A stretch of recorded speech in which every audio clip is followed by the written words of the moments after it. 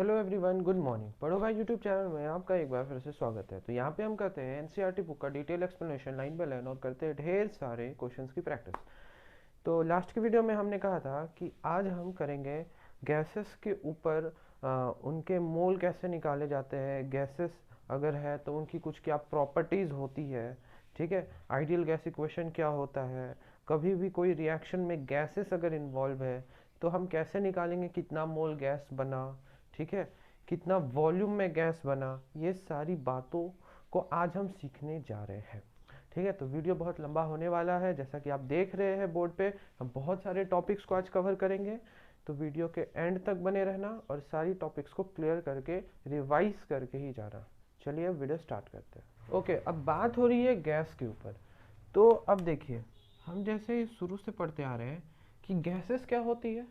तो हम जानते हैं कि गैस का जो पार्टिकल है वो आपस में काफ़ी दूर दूर होता है, मतलब उसका इंटरमोलिकुलर डिस्टेंस बहुत ज़्यादा होता है। तो particle have high intermolecular, large intermolecular distance.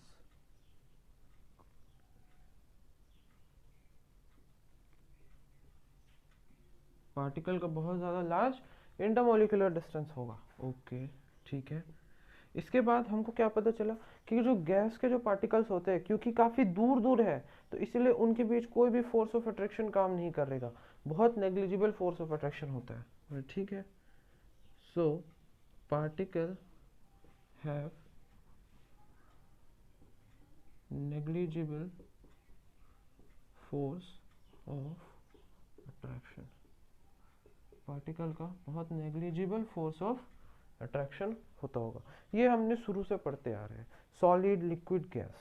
Solid के पार्टिकल कंप्रेस, बहुत ज़्यादा force of attraction. Liquid, liquid के पार्टिकल थोड़े दूर दूर, moderate force of attraction. Gas, gas के पार्टिकल काफ़ी ज़्यादा दूर दूर, ठीक है, उनका वॉल्यूम काफ़ी ज़्यादा होता है, ठीक है, और उनके पार्टिकल के बीच कोई फोर्स ऑफ अट्रैक्शन काम नहीं करेगी। ओके, सो अब यहाँ पे हमने जैसे कि अभी बताया कि जो गैसेस होते हैं उनके पार्टिकल्स काफ़ी दूर दूर, ठीक है, और हमने ये भी पढ़ा है कि गैसेस का कोई फिक्स वॉल्यूम नहीं होता है। Volume is not fixed. अब ये लाइन का कहने का क्या मतलब है? ये लाइन कहने का मतलब है कि अगर हम गैस को एक छोटे वेसल में डालते हैं तो वेसल का जो वॉल्यूम होता है वही गैस का वॉल्यूम हो जाता है। अगर हम कोई गैस को एक रूम के अंदर सेम अमाउंट ऑफ गैस को एक बड़े से रूम के अंदर छोड़ देते हैं तो पूरे रूम का जो वॉल्यूम होता है वही गैस का वॉल्यूम हो जाता है, ठीक है। समझ में आई बात? चलिए बढ़ते हैं आगे। अब देखिए यहाँ पे, अब हमको पता चल गया गैस का ये सारा फीचर्स होता है, ठीक है। हम देखेंगे अब इसका क्या क्या और ज़्यादा खासियत है, ठीक है। अब हेडिंग में डालिए property of gas. Property of gas, ठीक है। तो इसमें नंबर 1 होता है प्रेशर, ठीक है। प्रेशर ऑफ द गैस, ठीक है। अब ये क्या होता है? ठीक है, देखिए, याद करिए हम जब छोटे थे तो हम घूमने के लिए जाते थे, बाहर कहीं मेला लगता था तो और हम क्या करते थे, गैस बैलून खरीद के ले आते थे। हाँ, अंकल के पास जाते थे तो वो बैलून में कुछ गैस भर देते थे ऐसा कि वो उड़ता था हवा में, ठीक है, उड़ रहा होता था। तो हम जब मेले से घर लेके आए उस बैलून को, तो वो बैलून अच्छा खासा बड़ा साइज का, ठीक है। उसके बाद क्या हुआ धीरे धीरे कि जब हम सुबह उठे तो देखे कि बलून छोटा हो गया, बलून छोटा हो गया। इसका मतलब क्या है कि पहले जब हम गैस भरवाए थे उसके अंदर तो उसके अंदर बहुत ज़्यादा प्रेशर था, गैस का बहुत ज़्यादा प्रेशर था। तो जब प्रेशर था तो उसका वॉल्यूम बड़ा था। जब कि रात हुआ तो गैस धीरे धीरे ठंडी हुई, उसका प्रेशर धीरे धीरे कम हो गया। प्रेशर कम होने से पार्टिकल्स थोड़े पास पास आ गए, उसका वॉल्यूम छोटा हो गया। है तो अभी भी गैस ही, वॉल्यूम छोटा हो गया। मतलब प्रेशर अगर बहुत ज़्यादा हो जाएगा, प्रेशर अगर बहुत ज़्यादा होगा तो वॉल्यूम बड़ा, प्रेशर बहुत कम होगा वॉल्यूम छोटा। बन रहा है रिलेशन? देखो, इस तरीके से हमारा वो बलून होगा, इसके अंदर हमारे गैसेस फिल किए होंगे। अब हर एक पार्टिकल इससे टकरा रहा है, ठीक है, हर एक पार्टिकल इससे टकरा रहा है और काफ़ी ज़्यादा स्पीड से टकरा रहा है। सो यहाँ पे प्रेशर ज़्यादा, फिर ओवरनाइट क्या हुआ होगा कि यहाँ पे पार्टिकल्स कम टकरा रहे हैं, ठीक है, गैस ठंडा हो गया तो पार्टिकल का मोशन धीरे धीरे कम हो गया, ठीक है। कोई भी चीज़ को ठंडे करते हैं तो उसका मॉलिक्यूलर मोशन कम हो जाता है। जैसे पानी को ठंडा करते हैं तो आइस में कन्वर्ट कैसे हो जाता है, क्योंकि उसका मॉलिक्यूलर मोशन, मॉलिक्यूल के बीच का मोशन कम हो जाता है, पास पास आ जाते हैं मॉलिक्यूल, ठीक है। तो उसी तरीके ये थोड़ी गैस ठंडी हुई, इसके पार्टिकल पास पास आ गए, इसका प्रेशर कम हो गया, प्रेशर कम होने से क्या हुआ, यहाँ पर इसका वॉल्यूम कम हो गया, ठीक है। चलिए, तो हम जानते हैं कि गैस क्या करती है, कोई प्रेशर अप्लाई करती है, ठीक है। अब ये प्रेशर कैसे पता चला, कि कैसे पता चला कि ये गैस हमारा कुछ प्रेशर अप्लाई कर रही होगी, ठीक है। अब इसको समझते हैं।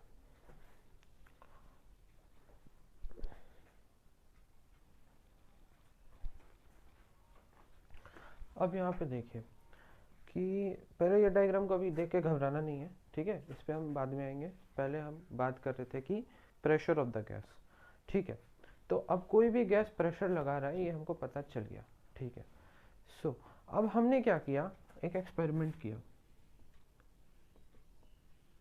इस एग्जांपल में हम देखते हैं क्या एक्सपेरिमेंट हो रहा है कि अब हमने ग्लास में वाटर ले लिया है, ठीक, और इसको रूम टेम्परेचर पे छोड़ दिया गया, रूम टेम्परेचर पे छोड़ दिया गया, ठीक है। तो अब देखिए यहाँ पे कुछ दिन के बाद आके देखा गया तो क्या पता चला कि वाटर का जो लेवल था वो धीरे धीरे कम हो गया, ठीक। कुछ दिन के बाद और देखा गया तो क्या पता चला गया कि यहाँ से सारे के सारे वाटर उड़ गया। इसका मतलब क्या हुआ कि ये जो हमारा लिक्विड था, ठीक है, ये रूम टेम्परेचर पे ही सराउंडिंग के साथ हीट को एब्जॉर्ब करके वेपर में कन्वर्ट होता होगा। वेपर क्या होता है, गैस, ठीक है, जैसे वाटर वेपर बोलते हैं ना, गैस होता है, तो उसके लिए वेपर, कोई भी गैस होगा तो उसके लिए वेपर बोलेंगे, ठीक है। यहाँ पे मतलब धीरे धीरे क्या हो रहा है, वेपर्स बन रहे होंगे और ज़्यादा वेपर्स बन रहा होगा, और ये गैस के पार्टिकल्स यहाँ से धीरे धीरे उड़ते जा रहे होंगे, धीरे धीरे इसका लेवल कम होता गया एंड एट द एंड ये पूरा ग्लास खाली हो गया, ठीक है। तो यहाँ से हमने क्या कंक्लूजन निकाला कि रूम टेम्परेचर पे ही हमारा जो लिक्विड होता है उसका कुछ ना कुछ अमाउंट वेपर्स बन रहे होते हैं, ठीक है। और वो जो वेपर्स में वो कन्वर्ट होता है, ठीक है। अब वो जो वेपर्स हमारे होंगे, ठीक है, वो हमारा क्या हो गया, वो गैस हो गया, ठीक है। ये लिक्विड है, यहाँ का जो वेपर्स बना, ठीक है, ये हमारा क्या हो गया, गैस हो गया, ठीक है, ठीक। तो अब ये पर्टिकुलर गैस, अब ये जो गैस प्रेशर लगाती है that is called vapour pressure. ये वेपर, इस लिक्विड का ये क्या है, वेपर, और इस वेपर का अब क्या लग रहा है, प्रेशर लग रहा है, तो ये क्या हुआ, वेपर प्रेशर, ठीक है। सो अभी तक हमको ये पता चला कि जो प्रेशर लग रहा है वो गैस के द्वारा डायरेक्ट एक तो लगा, बलून वाला केस से हमको ये पता चला, और अभी हमको ये पता चला कि लिक्विड भी क्या करते हैं, वेपर के अंदर कन्वर्ट हो जाते हैं, और उनके द्वारा लगा हुआ प्रेशर को क्या बोलते हैं, वेपर प्रेशर, क्या बोलते हैं, वेपर प्रेशर, ठीक है। और गैस जो प्रेशर हमारा लगा रही थी, ठीक है। तो अब देखिए यहाँ पे लिक्विड के द्वारा जो प्रेशर लग रहा है, ठीक है, उसको हम बोलते हैं वेपर प्रेशर, और इस वेपर प्रेशर को हम कैसे नापते हैं, मैनोमीटर के हेल्प से नापते हैं, ठीक है। अब और एक हमारा डिवाइस है जिससे हम प्रेशर मेजर करते हैं, डेट इज कॉल्ड बैरोमीटर।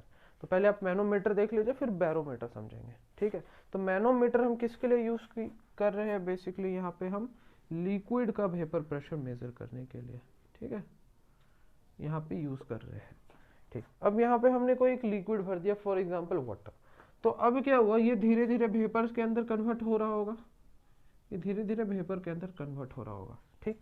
यहाँ पे हमने एक साइड में यूट्यूब जैसा लगा दिया है, इसके अंदर मरकरी फिल है, ठीक। अब ये धीरे धीरे इस वेपर में कन्वर्ट हुआ, वेपर्स यहाँ पे ट्रेवल करी और इसने कुछ यहाँ पे प्रेशर लगाया। अब क्योंकि इसने यहाँ पे प्रेशर लगाया तो देखा गया ये मरकरी का हाइट धीरे धीरे ऊपर उठ रहा है, धीरे धीरे ऊपर उठ रहा है। अब एक वक्त ऐसा आया कि मरकरी का हाइट एक जगह जाके फिक्स हो गया, ठीक है।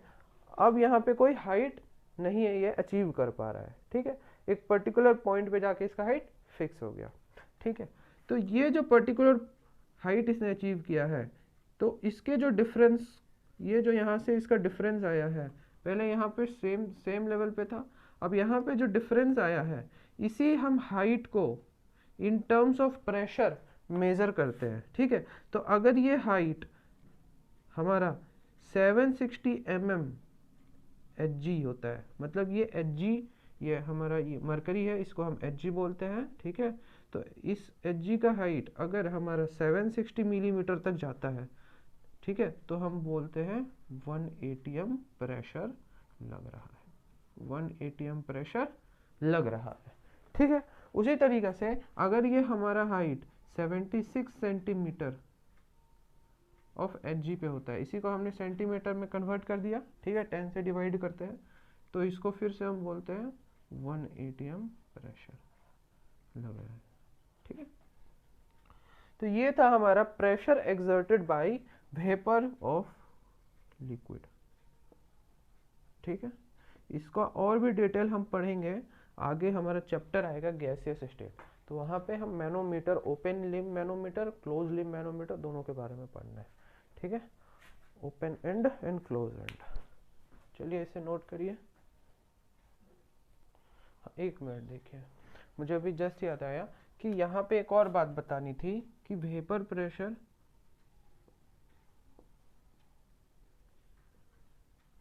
ये क्या होता है, ठीक है।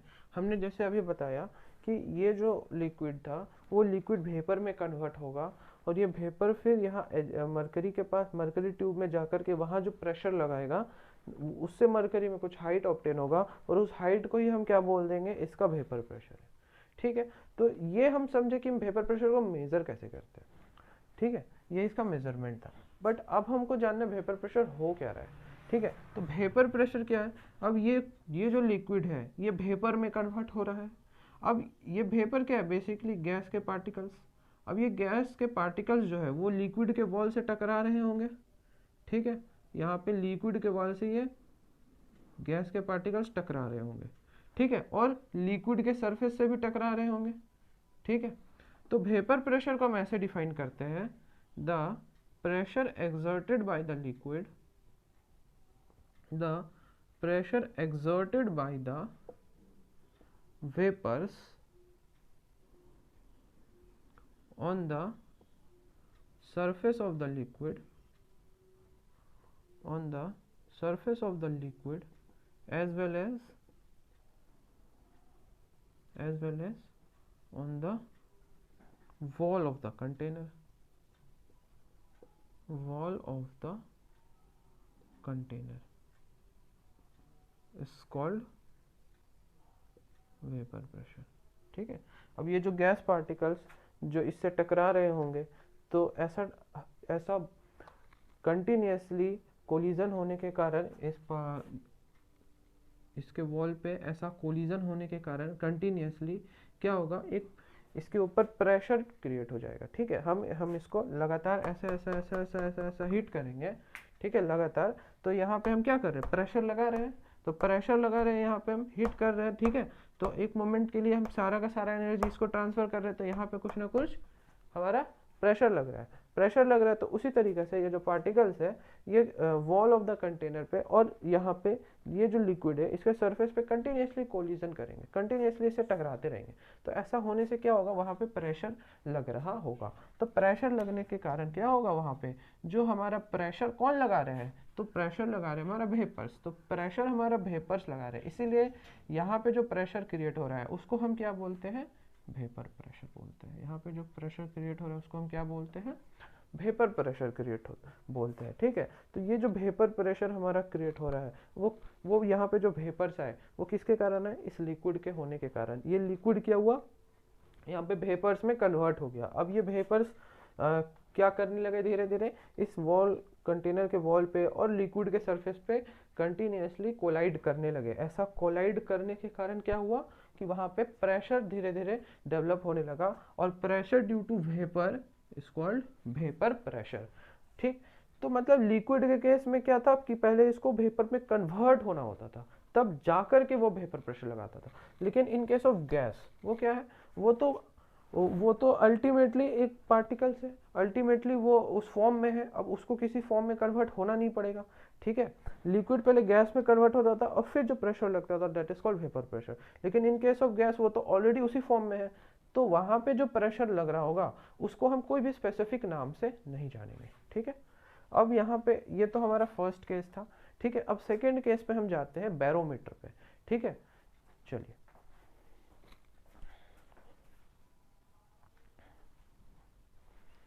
अब देखिए, अब हम प्रेशर नापने जा रहे हैं फ्रॉम बैरोमीटर, ठीक है। तो बैरोमीटर से हम प्रेशर कैसे नापते हैं? तो देखिए, ये हमारा बैरोमीटर का सेटअप है, ठीक है। यहाँ पे ये पूरा ओपन होता है, ये और यहाँ से उल्टा ट्यूब लगा रहता है, ठीक है। और इस ट्यूब में हमारा मरकरी राइज करता है, ठीक है। यहाँ पे हमारा पूरा मरकरी भरा हुआ है, ठीक है। तो अब देखिए, ये इसका जो ओपन एंड है, ठीक है, ये ओपन क्यों रहता है? क्योंकि यहाँ पर जो हमारे एटमॉस्फेयर में गैस है वो आ करके इसके सरफेस से क्या करते हैं, कोलाइड करते हैं। और इसके सरफेस से जो कोलिजन होता है तो उसके कारण क्या होता है, यहाँ पर कुछ प्रेशर लग रहा होता है। अब ऐसा प्रेशर लगने के कारण ये इसको धक्का दिए नीचे, वैसे धक्का दिए इधर से भी इधर से भी, ठीक है। तो ये मरकरी धीरे धीरे ऊपर उठेगा। तो कब तक ऊपर उठेगा? जब तक अंदर ये बाहर में लगने वाला प्रेशर अंदर में लगने वाले प्रेशर के बराबर ना हो जाए। जब तक ये दोनों ऊपर इक्वल ना हो जाएंगे तब तक ये इसका हाइट ऊपर जाएगा, ठीक है। तो सपोज करो ये जो इसके अंदर हाइट इसने अचीव की है वो है h हाइट, ठीक है। तो जैसे वहां पे करते थे कि उसने h हाइट अचीव की, तो इस h हाइट का हमारा वैल्यू होता था, यहाँ पे भी सेम है।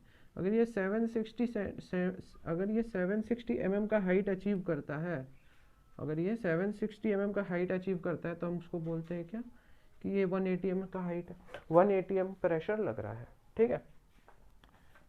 ये हो गया P, ठीक है। अगर ये 76 सेंटीमीटर का हाइट अचीव करता है, सो इसमें भी ये 180 mm है। अगर ये, ठीक है, अभी हम इसी दोनों यूनिट्स के ऊपर पढ़ेंगे। तो क्या यहाँ पे और भी यूनिट्स है प्रेशर के लिए? हाँ, और भी यूनिट्स है। 1.01325 बार, ठीक है, ये 180 m के बराबर होता है, ठीक है। और 1.01 इंटू 10⁶ पास्कल, ठीक है।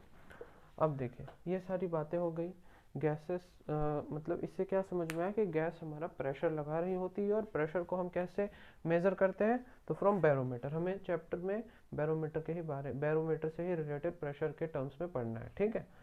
सो ऐसा कोई स्पेसिफिक सवाल नहीं आएगा बैरोमीटर से रिलेटेड आपके बोर्ड एग्जाम में, बट यहाँ पे आपको समझ लीजिए कि जो गैस का जो प्रेशर लग रहा है, जो हम बता रहे हैं 760 mm या फिर 76 सेंटीमीटर, वो क्या है।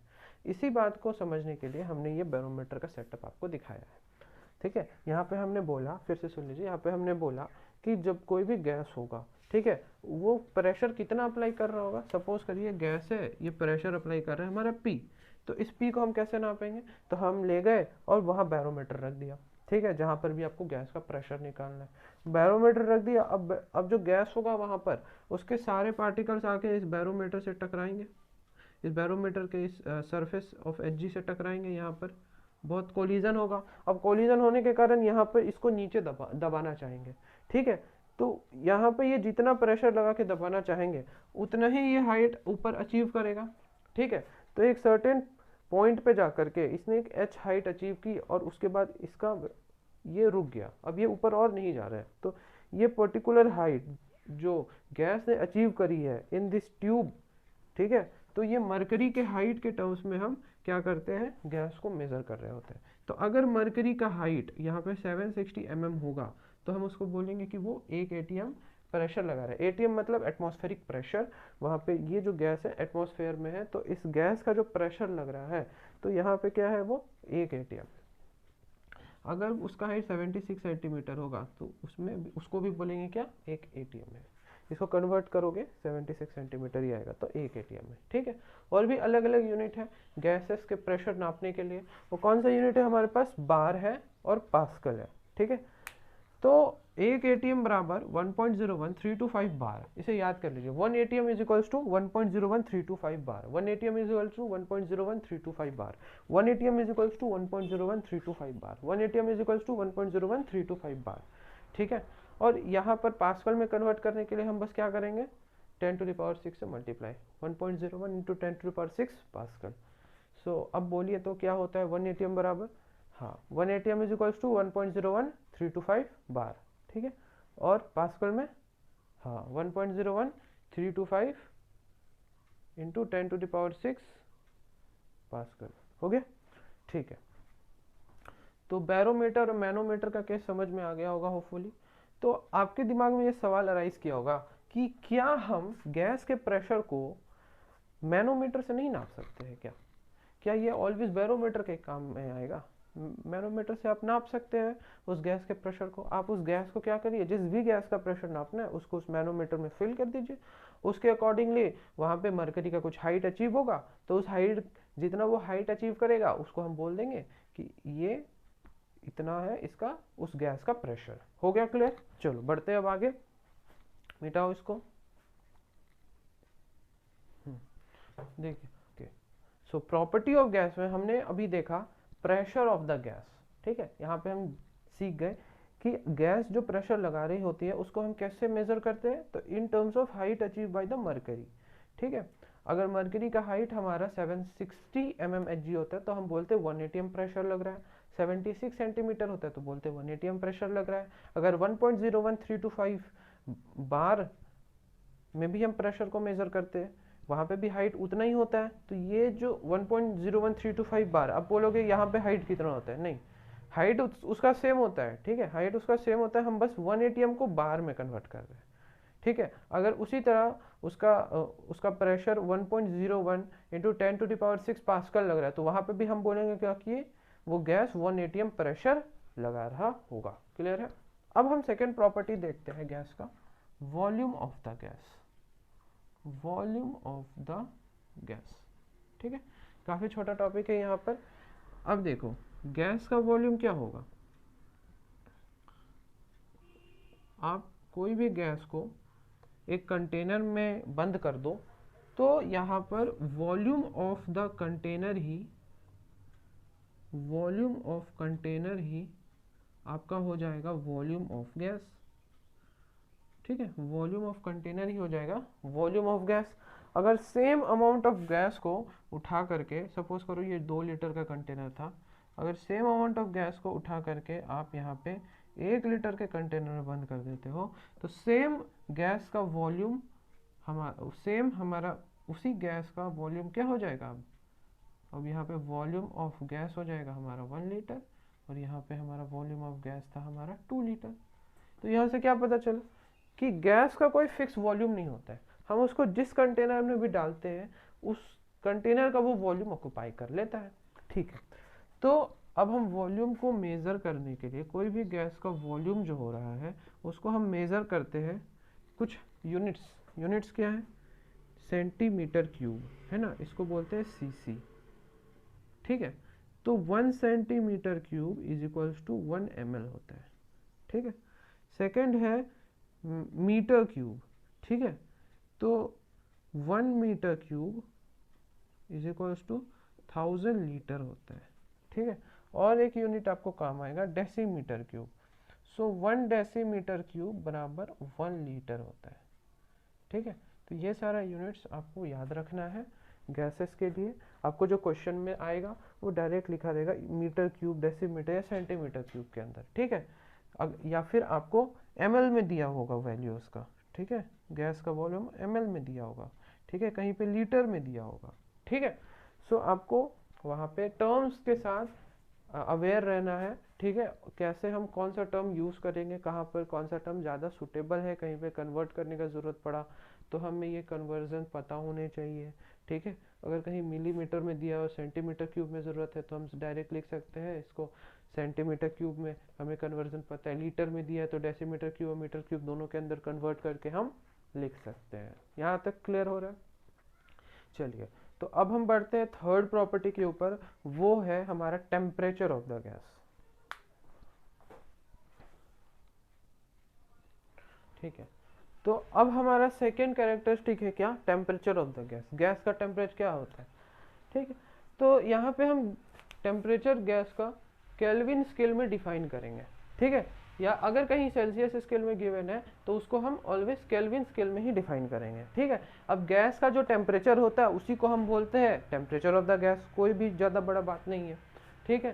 तो देखिए यहाँ पे हमको सेल्सियस स्केल से केल्विन स्केल में कन्वर्ट करने आना चाहिए, तो हम सेल्सियस से केल्विन कैसे जाते हैं, तो 273 प्लस करके ये हो जाता है हमारा केल्विन स्केल, ठीक है। हमने करवा रखा है इसके क्वेश्चंस, ठीक है, उसको जा करके एक बार देख लीजिएगा अगर आपको प्रॉब्लम हो रही है तो। चलिए बढ़ते हैं अब आगे।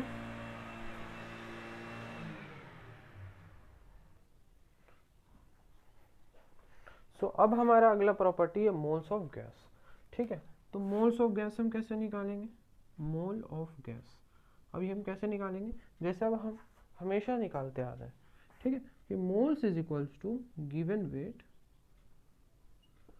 डिवाइडेड बाय मोलर मास, ठीक है। अगर हमारे पास जो गैस है, अगर हमको पता है कि ये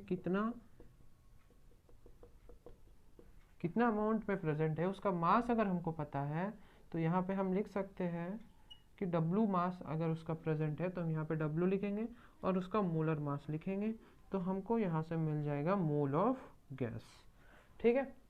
तो ये हमारे गैस के कुछ 4 प्रॉपर्टीज अभी तक हमने समझ लिए हैं। नाउ अब केस क्या आता है कि अगर हमारे पास ये गिवन वेट नहीं है, ठीक है, अगर हमारे पास ये गैस का ये गिवन वेट नहीं है, हमें बस पता है उसका मोलर मास, तब हम कैसे निकालेंगे उस गैस का मोल्स, ठीक है। तो यहाँ पर हमारे पास क्या गिवन होगा, उसका वॉल्यूम गिवन होगा। तो इस वॉल्यूम के हेल्प से हम कैसे उसके मोल्स तक पहुंच सकते हैं, अब ये हमें जानना है।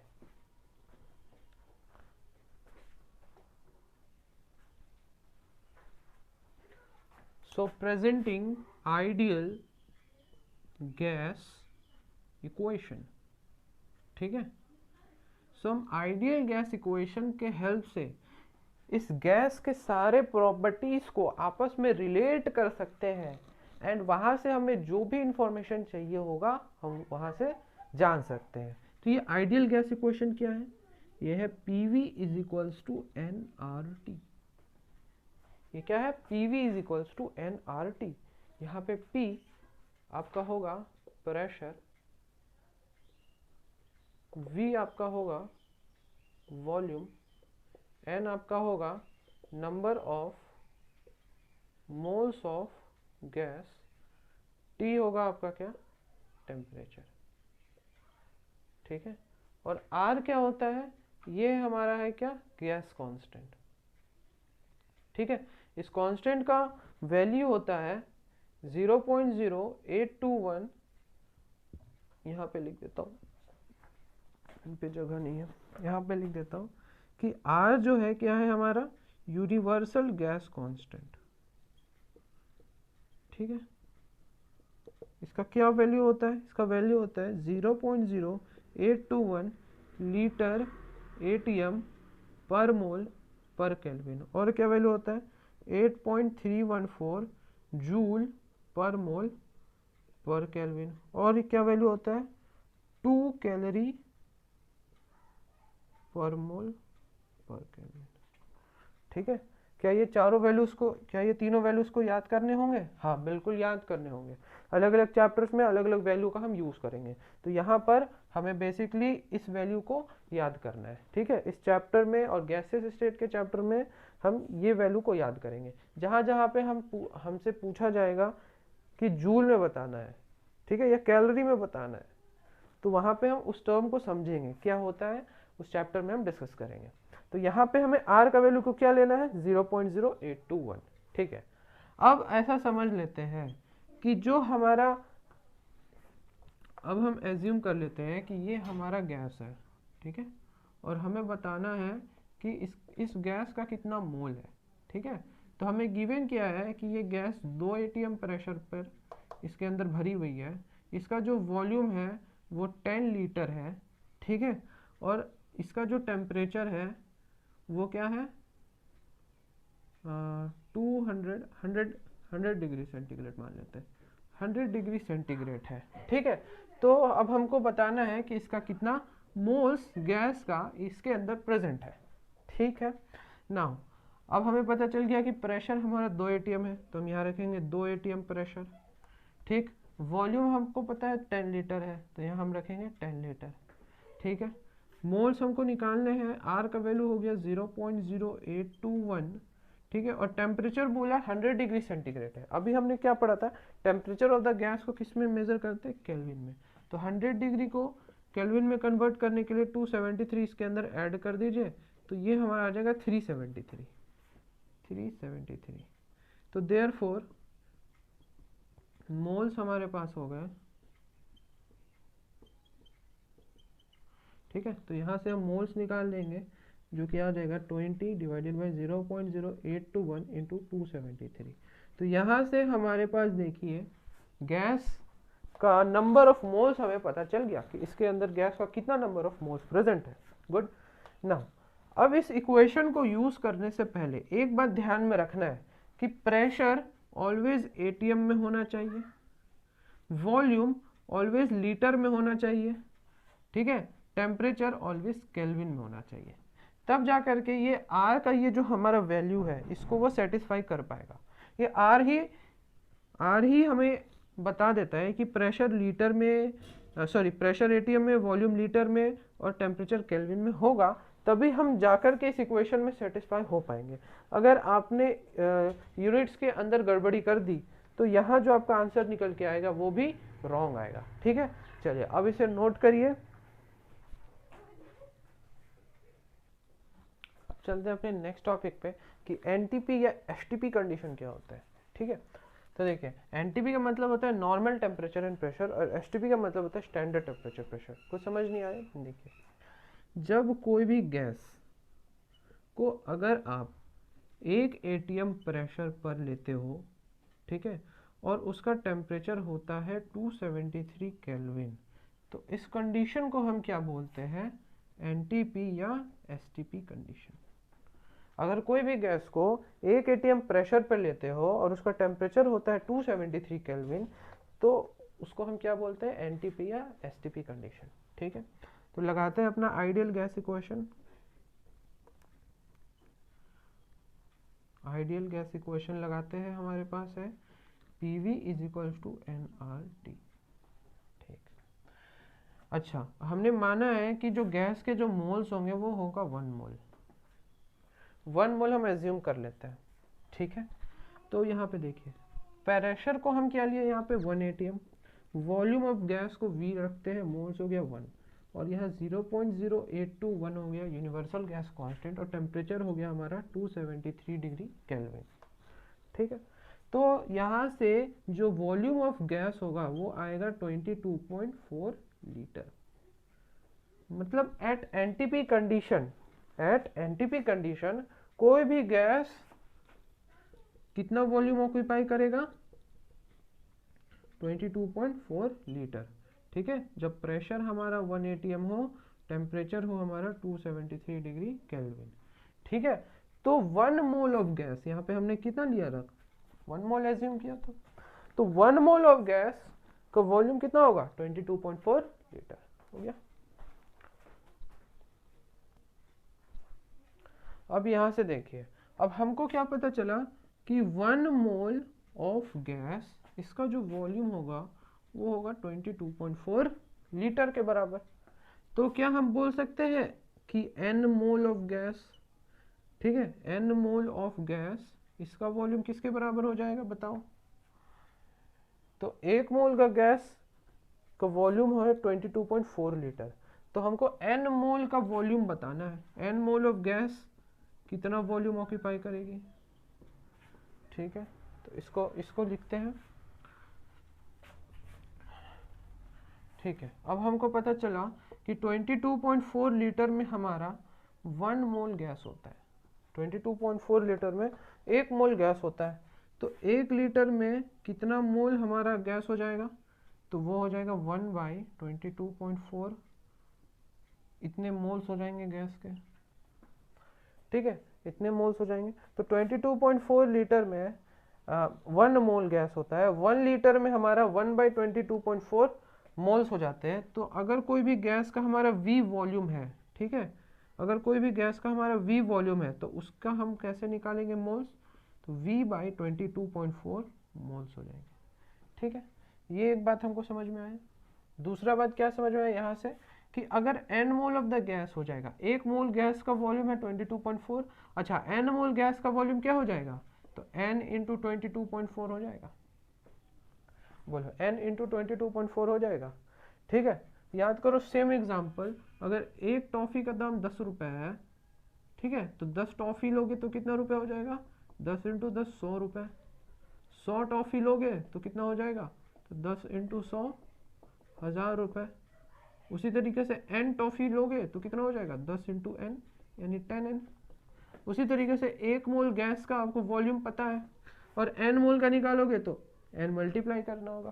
ठीक, सेकेंड बात ये, अगर 22.4 लीटर का एक मोल वैल्यू है, 22.4 लीटर ऑफ गैस एक मोल होता है, कब होता है, तो एट एनटीपी कंडीशन पर होता है। तो एक लीटर उसका कितना मोल हो जाएगा, तो 1/22.4 मोल हो जाएगा। तो V वॉल्यूम ऑफ गैस कितना मोल हो जाएगा, तो V/22.4 मोल हो जाएगा। अब यहाँ से हमको क्या पता चला कि मोल ऑफ गैस अगर हमको निकालना हो एट एनटीपी कंडीशन तो हम क्या बोलेंगे, V/22.4 लीटर। ठीक है, V/22.4 लीटर। ठीक है, तो यहाँ से हमको ये पता चला कि अगर हमको कोई भी गैसियस मिक्सचर दिया हो और बोल दिया कि एनटीपी कंडीशन है, ठीक है, एक एटीएम प्रेशर है 273 केल्विन है, तो हमको यहाँ से बोल दिया कि बताइए कितना मोल्स होगा। ठीक है, तो हम इस फॉर्मूला का यूज करके हम बता सकते हैं वहाँ पे कितना मोल्स होगा उस गैस का। ठीक है, इसका स्क्रीनशॉट लीजिए, हम मिटाते हैं जल्दी से। ले लिया, मिटा दे।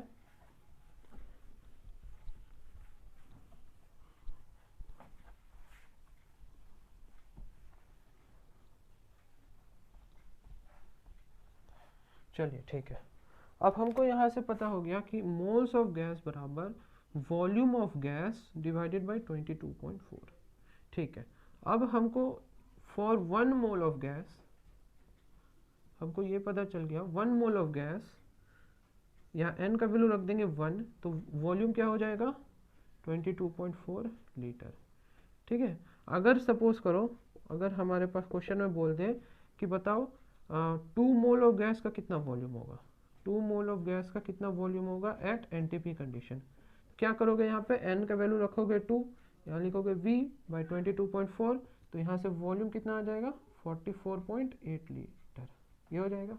अगर ऐसा बोल दे कि 10 मोल ऑफ गैस है, उसका एनटीपी कंडीशन पे क्या वॉल्यूम है, तो क्या लिखोगे यहाँ पे 10 = V/22.4, तो यहाँ से V हो जाएगा 10 इंटू 22.4 = 224 लीटर। ठीक है, स्क्रीनशॉट लो, जल्दी से बढ़ते हैं आगे। ठीक है,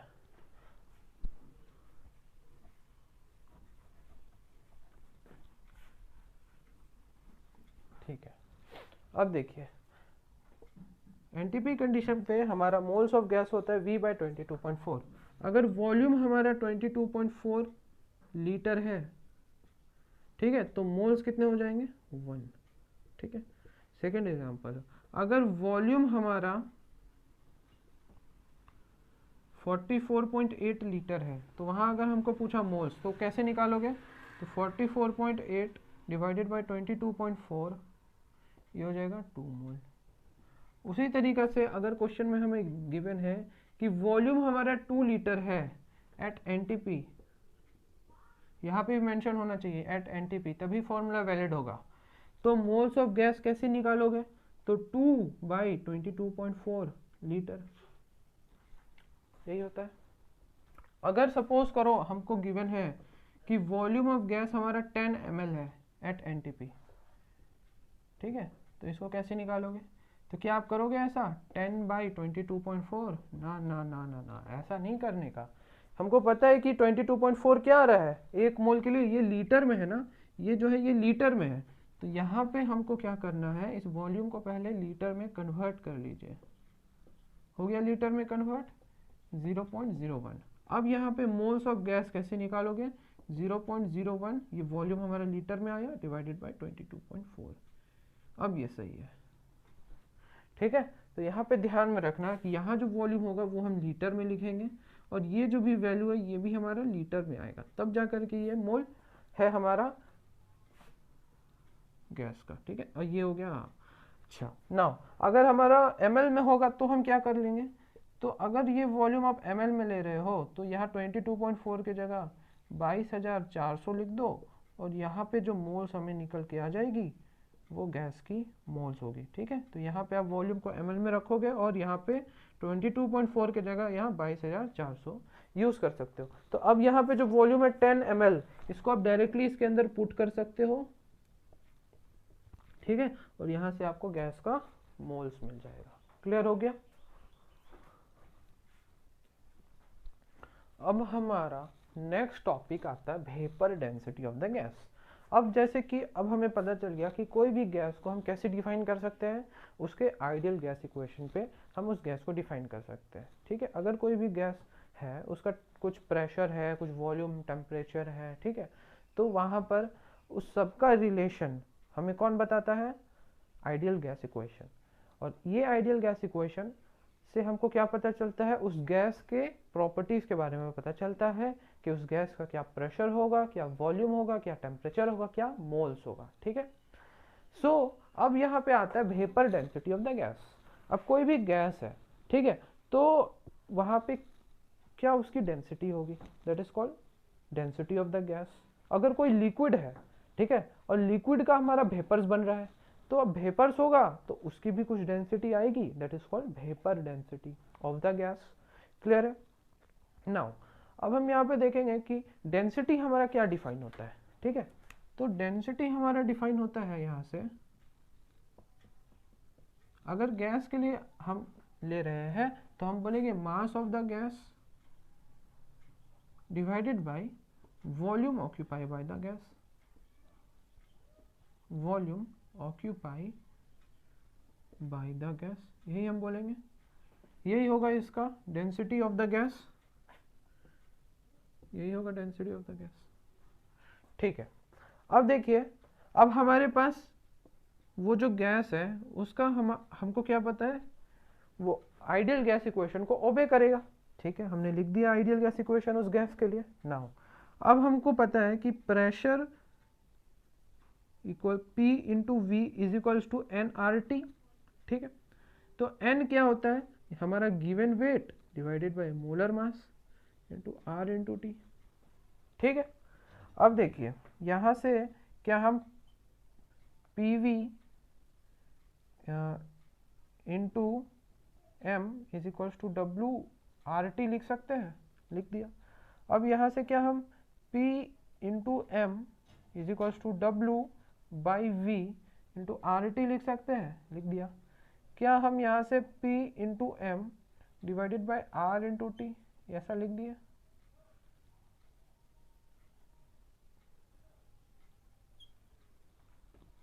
ठीक है। तो W बाई वी आ गया हमारा P M by R T. तो यहाँ से देखो mass of the gas that is W, volume occupy by the gas that is V। तो क्या हम इसको लिख सकते हैं P M by R T, that is density of the gas is given by P M by R T. बोलो ये clear हुआ, density of the gas is given by P M by R T, ठीक है। So now अब हमको जानना है vapour density क्या होती है, ओके, ठीक है। पहले इसको नोट करिए, फिर हम बढ़ते हैं वेपर डेंसिटी के पास, ठीक है। चलिए स्क्रीनशॉट लीजिए। अब देखिए वेपर डेंसिटी को हम कैसे डिफाइन करते हैं, तो वेपर डेंसिटी को हम डिफाइन करते हैं, vapour density of the gas equals to density of the gas divided by density of hydrogen, ठीक है। उस गैस की density divided by hydrogen gas की डेंसिटी। ठीक है, अब देखिए, अब डेंसिटी ऑफ द गैस अभी जस्ट हमने पढ़ा था, क्या हो जाएगा, PM/RT, ये हो जाएगा उस गैस की डेंसिटी। ठीक है, हाइड्रोजन गैस की डेंसिटी के लिए हम लिखेंगे PM(H2) डिवाइडेड बाय RT। ठीक, अब दोनों को हमने आइडेंटिकल कंडीशन में ले रखा है।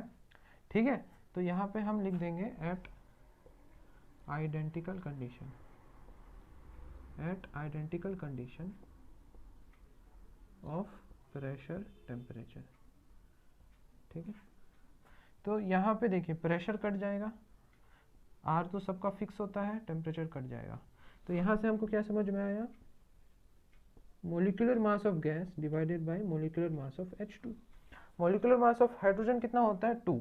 तो यहाँ से हमारे पास वेपर डेंसिटी ऑफ गैस क्या समझ में आया कि molecular mass of gas divided by 2, ये आया हमारा वेपर डेंसिटी ऑफ गैस। ठीक है, ये समझ में आया।